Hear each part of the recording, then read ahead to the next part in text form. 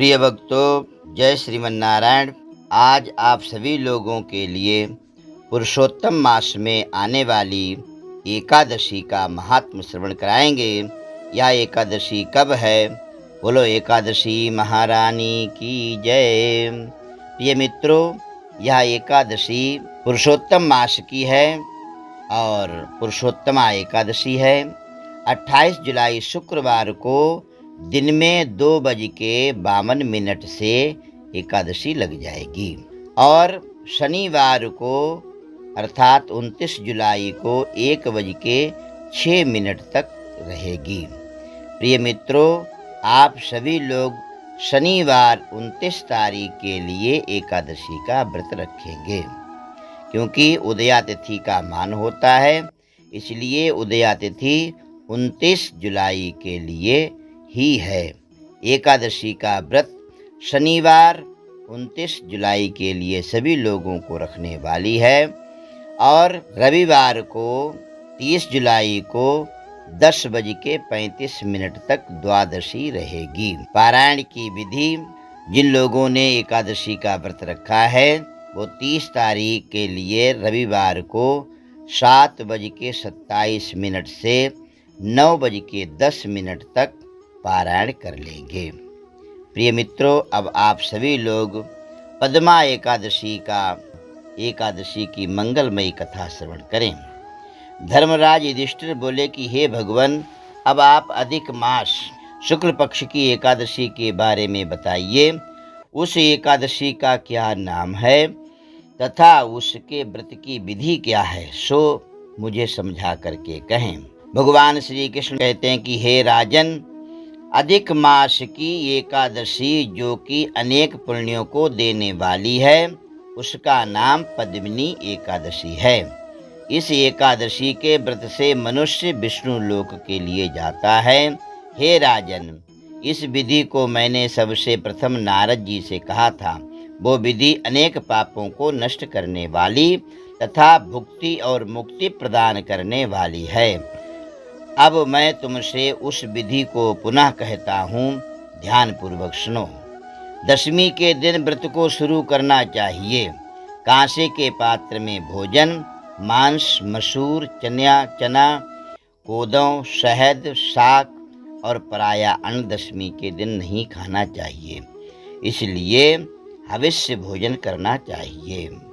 हविष्य means हवन से, जो चरु इत्यादि से हवन करते हैं वो बचा हुआ। दशमी एकाहारम, दशमी के लिए एक बार भोजन करना चाहिए। और नमक भी इस एकादशी में फलाहार में नहीं खाना चाहिए। उस रात्रि को भूमि पर शयन करना चाहिए। ब्रह्मचर्य पूर्वक रहना चाहिए। एकादशी के दिन प्रातः उठ कर के नित्य क्रिया से निवृत्त होकर के दातुन इत्यादि करे। 12 कुल्ला करने के बाद में पुण्य क्षेत्र में स्नान करना चाहिए।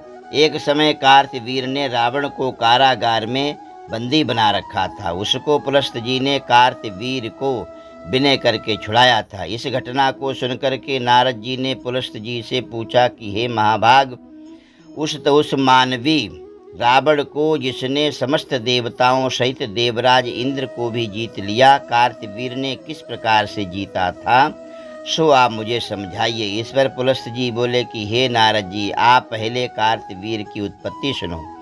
त्रेता युग में महेशमती नाम की नगरी में कार्तवीर नामक एक राजा राज करता था। उस राजा के 100 स्त्रियां थीं। उसमें से किसी के भी संतान नहीं थी। बस राजा ने आदरपूर्वक पंडितों को बुलाया और पुत्र की प्राप्ति के लिए यज्ञ किए, परंतु सब विफल रहे। तब राजा दुखी मनुष्यों को भोग नीरस, अर्थात राजा बड़ा दुखी हो गया। इतने भोग थे वो नीरस लगने लगे और उसी प्रकार उसको राज्य पुत्र के बगैर काटने को दौड़ने लगा, अर्थात कंडे जैसे चुभने लगा। अंत में वो तप के द्वारा ही सिद्धियों को प्राप्त जान करके तपस्या करने के लिए वन को चला गया। उसकी स्त्री हरिश्चंद्र की पुत्री प्रमदा वस्त्रा अलंकारों को त्याग करके अपने पति के साथ में गंधमादन पर्वत पर चली गई। उस स्थान पर उन लोगों ने 10,000 वर्षों तक तपस्या की, परंतु सिद्धि प्राप्त ना हो सकी। राजा के शरीर में केवल हड्डियां रह गईं। यह देख करके प्रमदा ने विनय सहित महासती अनुसुईया से पूछा कि मेरे पति देव को तपस्या करते हुए 10,000 वर्ष बीत गए, परंतु अभी तक भगवान प्रसन्न नहीं हुए हैं जिससे मुझे पुत्र प्राप्त हो।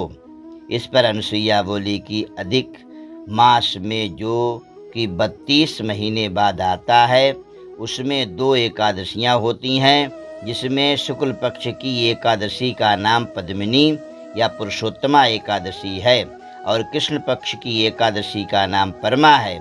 उसके जागरण और व्रत करने से भगवान तुम्हें अवश्य ही पुत्र देंगे। इसके पश्चात अनुसुईया जी ने व्रत की विधि बतलाई। रानी ने अनुसुईया की बताई विधि के अनुसार एकादशी का व्रत और रात्रि में जागरण किया। इससे भगवान विष्णु प्रसन्न हो गए और वर मांगने के लिए कहा कि रानी ने कहा कि आप यह वरदान मेरे पति को दीजिए। प्रमदा का वचन सुनकर के भगवान विष्णु बोले कि हे प्रमदे, मल मास मुझे बहुत प्रिय है, अर्थात यह पुरुषोत्तम मास जो चल रहा है, जिसमें तुमने एकादशी का व्रत किया और उसमें एकादशी से सर्वश्रेष्ठ है। इस एकादशी का व्रत तथा रात्रि जागरण तुमने विधि पूर्वक किया, इसीलिए तुम पर अत्यंत प्रसन्न हूँ। इतना कह करके भगवान विष्णु राजा से बोले कि हे राजेंद्र, तुम अपनी इच्छा के अनुसार वर मांगो, क्योंकि तुम्हारी स्त्री ने मुझे प्रसन्न किया है। भगवान की सुंदर वाणी को सुनकर के राजा बोला कि हे भगवान, आप मुझे सबसे श्रेष्ठ, सबके द्वारा पूजित तथा आपके अतिरिक्त किसी भी देवता, दानव, यक्ष, राक्षस से वो जीता ना जा सके अजय पुत्र प्राप्त कराइए। भगवान उससे तथास्तु कहकर अंतर्ध्यान हो गए। वो दोनों अपने राज्य को वापस आए। उन्हीं के यहाँ पर कार्तवीर उत्पन्न हुए थे। वो भगवान के अतिरिक्त सबसे अजय थे। इसी से उन्होंने रावण को जीत लिया था। यह सब पद्मिनी एकादशी का व्रत का प्रभाव था। नारद जी से इतना कह करके पुलस्त जी वहाँ से चले गए और भगवान बोले कि हे धर्मराज, या मैंने अधिक मास की शुक्ल पक्ष की एकादशी का व्रत कहा। जो मनुष्य इस व्रत को करता है वो विष्णु लोक जाता है। भगवान का वचन सुनकर के युधिष्ठिर ने भी अपने कुटुंब सहित इस व्रत को किया। सूत जी बोले कि हे ब्राह्मणों, जो आपने मुझसे पूछा था सो मैंने सब कह दिया। अब आगे क्या सुनने की इच्छा है वो भी आप बताइए। अर्थात जो मनुष्य इस एकादशी की कथा सुनता है या सुनाता है, वो भी भगवान के परम वैकुंठ का अधिकारी बन जाता है। बोलो एकादशी महारानी की जय।